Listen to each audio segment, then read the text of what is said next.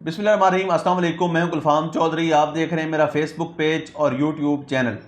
पाकिस्तान की सियासत में अहम तरीन डिवेलपमेंट्स हो रही हैं और मुसलसल डिवेलपमेंट मुतवक्के हैं। इस हवाले से हमारे साथ मौजूद हैं इमरान रियाज खान साहब। उनसे जानते हैं कि पाकिस्तान की सियासत के अंदर कौन सा बौछार आने वाला है और कौन सी नई डिवेलपमेंट्स मुतवक्के हैं। पहले उनकी बात सुनते हैं, फिर उस पर बात करते हैं। जो इसराइली शहर है, वहाँ पे जो इसराइल की एक रिफाइनरी है उसको निशाना बना दिया।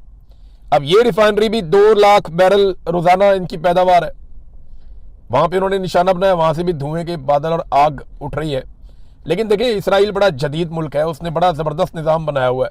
आप उसकी किसी भी चीज़ को तबाही करते हैं तो वो डैमेज कंट्रोल बहुत तेज़ी से करते हैं।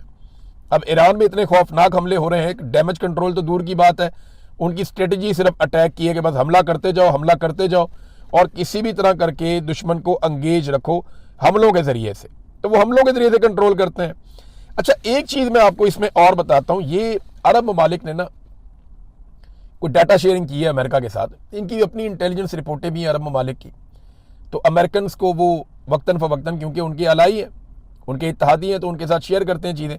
तो चंद चीज़ें ऐसी हैं जो अब अरब ममालिक के अंदर खदशात बढ़ गए हैं। नंबर 1 ये है कि अमरीकी अहदेदारों ने जो बार बार ये कहा ना कि ये एक मजहबी जंग है या इस्लाम के खिलाफ जंग है, उस पर ना आवाम के अंदर रद्दअमल बड़ा ऑब्वियस है, वो पैदा होगा। नंबर 2, अगर ये जंग बड़ी लंबी चल जाती है ना तो इससे मईशत को वो डबो देगी, बड़ा नुकसान मईशत का भी हो जाएगा। अवाम में राय बन रही है कि अमरीकी बेसिस, ये अरब अवाम के अंदर ये राय बन रही है, अरब अवाम ये सोचना शुरू हो गए हैं कि जो अमेरिका की बेसिस हैं उनका हमें फ़ायदा नहीं है, उनका हमें नुकसान है। वो हमें तहफ़्फ़ुज़ नहीं दे रही, बल्कि हमारे लिए वो ख़तरा बन रही हैं। और एक और चीज़ जो होने जा रही है, ये अभी बहरीन से ये अटैक हुआ था, गालिबन इसराइल ने ये अटैक किया है। ईरान में पीने के साफ़ पानी के ऊपर अटैक किया गया कि लोगों को पीने का साफ़ पानी ना मिले, और जहाँ से पानी की तरसील का पूरा निज़ाम है उसके ऊपर अटैक किया गया ताकि लोग सफ़र करें। दूसरी जानिब बहरीन में भी रद्दअमल यही आया, और ईरान ने भी एक इंफ्रास्ट्रक्चर है पानी को साफ़ करने का प्लांट, उसको निशाना बना दिया। अभी ये इतलात कंफर्म नहीं हुई, नेक्स्ट वीलॉग जब मैं कर रहा हूँ तब तक कंफर्म हो जाएंगी।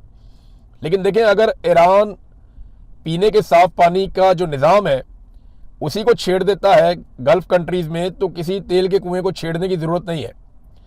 ये वो फैसिलिटीज़ हैं जिनको नुकसान पहुँचाया तो उनकी आवाम सड़कों पर आ जाएगी। और अरब स्प्रिंग का तो हमने नाम सुना था ना, जो स्पॉन्सर्ड किस्म का था, ये असली वाला आ जाएगा तो बड़ी मुसीबत बन जाएगी। तो पीने के साफ़ पानी का इन्हिसार जो है इन ममालिक का प्लांट्स के ऊपर है। यहाँ पे उस तरह से फैसिलिटी नहीं है ना जैसे पाकिस्तान में है, इंडिया में है, बाकी मुल्कों में है। ये अरब ममालिक में पीने का साफ़ पानी अवेलेबल नहीं है, और इनकी पानी की खपत भी बहुत ज़्यादा है, बहुत ज़्यादा पानी इस्तेमाल करते हैं ये लोग, लग्जरी लाइफ गुजारते हैं। अगर ये ईरान ने इन प्लांट्स को निशाना बनाया, जो कि एक चाइनीज़ तजियाकार कह रहा था कि एक मरहले में जाके ईरान को ये करना पड़ सकता है, तो फिर ये एक बड़ी मुसीबत खड़ी हो जाएगी। चीनी दिफाई माहिरीन जो हैं वो बहुत हैरान भी हैं और वो तजिए भी दे रहे हैं लगातार कि देखें ना, चाइनीज़ दिफाई माहिर है तो सबसे पहले तो वो चीन के हथियारों को जानता है ना। वो ये जानता है कि चाइना के पास कौन से हथियार हैं, चाइना ने कब कब बनाए हैं, चाइना दिफा कैसे करेगा, अटैक कैसे करेगा, जहाज़ कौन से हैं, एयर डिफेंस कौन सा है, सस्ता कौन सा है, महंगा कौन सा है, ड्रोन कौन से हैं, हिकमत अमली जंगी क्या हो सकती है। चाइना के पास दुनिया की सबसे बड़ी फौज है तादाद के नुक्ता नज़र से। अब हथियार भी बहुत है उनके पास, वो एक्सपोर्ट्स में और बाकी चीज़ों में अमेरिका से आगे निकलते जा रहे हैं। पूरी दुनिया में उनके कारोबार का फैलाव भी ज़्यादा है। अब जो चाइना के दिफाई तजियाकार हैं वो अमेरिका की बेइज्जती कर रहे हैं। वो ये कह रहे हैं कि अमेरिका की जो फौज है वो पिछली सदी की फौज है, यानी वो पुराने तरीकों से लड़ रही है। उनके हथियार जो है वो आउटडेट हो चुके हैं, उनकी टेक्नोलॉजी फरसूदा है, पुरानी है। और अमेरिका और इसराइल बहुत बुरी तरह एक्सपोज भी हो गए हैं। इनकी जंगी हिकमत अमली भी वो नहीं है जो जदीद दौर के तकाज़ों के मुताबिक हो। तो अमेरिका ने अपनी मिथ खो दी है, यानी जो लगता था ना चौधरी है जो कहेगा वो हो जाएगा, वो चौधराहट अमेरिका की बड़े खतरे में पड़ गई। और ये चाइनीज़ तजियाकार नहीं, दुनिया भर में लोग कह रहे हैं। रशिया बहुत खुश है कि अमेरिका को हम ओवर एस्टिमेट कर रहे थे, ये तो वैसा निकला ही नहीं ज़्यादा सोचा जा रहा था। अब देखें, खबरें इस तरह की फैलाई जा रही हैं और इनसे तासुर दिया जा रहा है कि बहुत ही ताकतवर है। यानी पाकिस्तान के अंदर आपको याद है अमेरिकन कमांडोज आए थे, वो उसामा बिन लादेन को उठा के ले गए थे। इसमें अमेरिकन कमांडोज का कमाल नहीं था, ये पाकिस्तानी फौज का कमाल था जिन्होंने रोका नहीं उन्हें। अगर हम वो 2 हेलीकॉप्टर ही आ रहे थे ना, आप उन्हें रोक लेते, आप उन्हें वहां घेर लेते, आप एयरफोर्स के तैयारे उड़ाते, आप उन्हें वापस ना जाने देते। लेकिन अमेरिकन कमांडोज आए, पाकिस्तानी गवर्नमेंट ने उस वक्त तालियां बजा के मुबारकबाद दी और वो उसामा बिन लादेन को उठा के ले गए मार के। इसी तरह वो गए वेनेजुएला में, वहां जाके उन्होंने मादुरो को उठाया, वहां पे भी अंदर गद्दार थे, मादुरो को उठा के वो ले गए वेनेजुएला के सदर को। तो अमेरिका का कॉन्फिडेंस बड़ा बढ़ा हुआ था, क्योंकि वो एक फिक्स मैच खेल रहा था, नूरा कुश्ती कर रहा था, जैसे WWF में होती है ना, झूठी मुठी मारते हैं एक दूसरे को। तो अमेरिका की मौजें लगी हुई थी, दुनिया में उसकी चौधराहट कायम थी। अब यहां पे ईरान में वो कहते हैं इसी तरह का एडवेंचर करना है, हमने वहां से यूरेनियम उठानी है, जो 60% तक उन्होंने प्योरीफाई की हुई है अफसूदा यूरेनियम, जिससे एटम बम बना सकता है ईरान।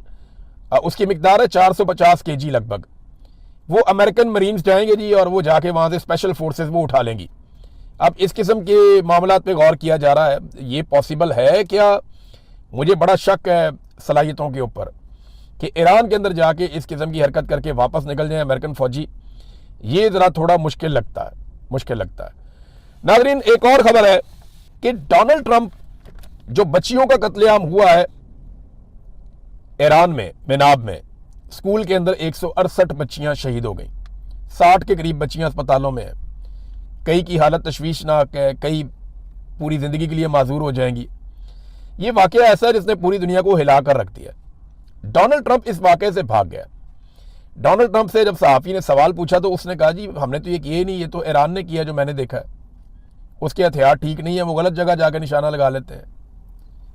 भाई ईरान इतने एक्यूरेट निशाने लगा रहा है कि आपकी सारी बेसिस पे उसने टका टका के मारे हैं, और ये बच्चियों के स्कूल पे ईरान ने अटैक कर दिया, ये अमेरिका कह रहा है। तो इसके बारे में मैं आपको एक सबूत देता हूं कि 28 फरवरी को सुबह के वक्त 9:45 पे जब अटैक हुआ था अमेरिका का और इसराइल का ईरान के ऊपर, इसको नाम दिया गया था ऑपरेशन रॉरिंग लाइन, दौड़ता हुआ शेर, ये इन्होंने इसको नाम दिया था।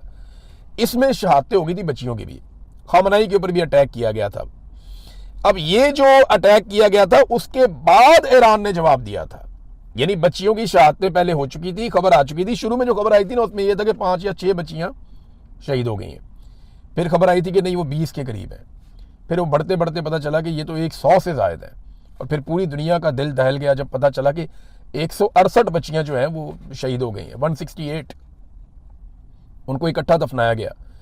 अब ट्रंप को ये पता है कि ये बहुत बड़ा जंगी जुर्म है, वो उससे भागने के लिए उसको ईरान पे डाल रहा है, लेकिन सारे शवाहिद मौजूद हैं और ये मामला ट्रंप को लेके बैठ जाएगा अगर आलमी अदालत में कल को ये केस या मामला चलता है तो। ट्रंप अब बच्चियों की शहादत के मामले से भाग रहा है। वहीं पे अमेरिकी वज़ीर दिफा खड़ा था, उससे पूछा, उसने कहा जी हम तहकीकात कर रहे हैं। ट्रंप कहता नहीं, ये ईरान ने मारा, हमने नहीं मारा। ईरान ने अभी तक सिविलियंस को, खवातीन को, बच्चों को निशाना नहीं बनाया। जहां पे भी ईरान ने अटैक किया, मिलिट्री इंस्टॉलेशंस पे अटैक किया। हाँ, क्योंकि अभी इसराइल के अंदर से कोई मनाजिर नहीं आ रहे, कोई तस्वीर नहीं आ रही, कोई तफसीलात नहीं आ रही, और नेतन्याहू सारे मामले को छुपा रहा है, तो तब पता चलेगा कि इसराइल के अंदर सिविलियंस का कितना नुकसान हुआ है। CNN ने एक रिपोर्ट जारी की है, वो रिपोर्ट ये दिखाती है कि किस तरीके से इराक जंग में 2004 में, आपको याद होगा इराक जंग हुई थी, जब अमेरिका सारी दुनिया को लेकर इराक के ऊपर चढ़ गया था। जी बिल्कुल, जिस तरह से आपने सुना, इमरान रियाज खान साहब ने पाकिस्तान की सियासत में अहम तरीन डेवलपमेंट्स हमारे सामने रखी, और उन्होंने बताया कि पाकिस्तान की सियासत में कितनी बड़ी तब्दीलियाँ मज़ीद मुतवक्के हैं। यानी इस वक्त पाकिस्तान की सियासत इंतहाई मुतनाज़ बनी हुई है और सियासत से ज़्यादा मामलात अदालतों के अंदर चले गए हैं। लेकिन इस सूरत हाल के अंदर फिर भी अगर ये सियासतदान इकट्ठे होकर बैठें और पाकिस्तान के अंदर जमहूरियत की बहाली के लिए कोशिश करें तो कोई ना कोई मुतवाज़िन रास्ता निकल सकता है। अल्लाह पाक वतन अजीज़ का हामी और नासिर हो। पाकिस्तान जिंदाबाद।